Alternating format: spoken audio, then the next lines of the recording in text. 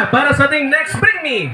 Eto mahirap. Tagalog words po ito. Konti lang nakakalam ito. Kailangan ko ng buhay, gumagalaw. Okay, ulitin ko ha. Kailangan ng buhay, gumagalaw. Paunahan makapagdala dito sa ganang guyam. Ano ba yung guyam? Go! Guyam! Come on! Guyam! Let's go! Ano ba yung guyam? Come on! Kailangan nagalaw, kailangan buhay. Come on! Guyam! Ano ba yung guyam?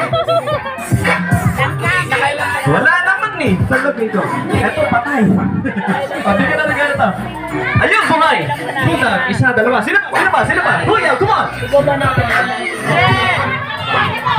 Sige, tik-tik.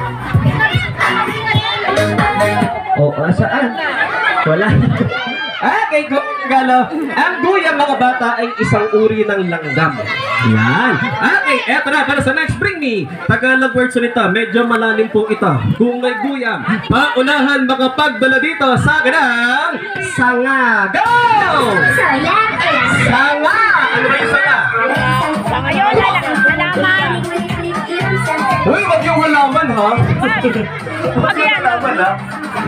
Ayun, isa, dalawa, tatlo. Bigyan na regalo. Sino ba? 5, sanga, 4, 3, 2, and 1. Time's up. Hop. Okay, abot to. Pili na regalo. Ikaw din ko na regalo doon. Thank you pa. Yes. Meron ka na, Bunsa? Meron na. Very good. Ikaw din ko na regalo. Okay, congratulations! Eto na, para sa ating last bring me. Yes, galingan mo ha.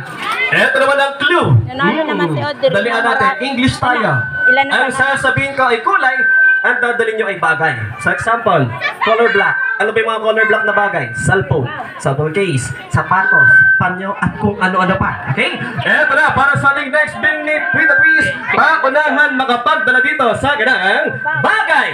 Uy, unang dalawa lang ha. Bagay na kulay pula! Go! Wala, isa pa. Come on! Pula! Meron na. Ito mo naman talaga. Sayang naman. O, bawi tayo, bawi tayo. Good ka. O, bawi tayo. O, bigyan natin to. O, ano yan? Pula. Pasok o hindi? Pula. Parang maroon to. Ha? Pasok? O, hindi ka dito. Pasok na. Ano ka? O, anong hawak dyan? Anong tawag dyan?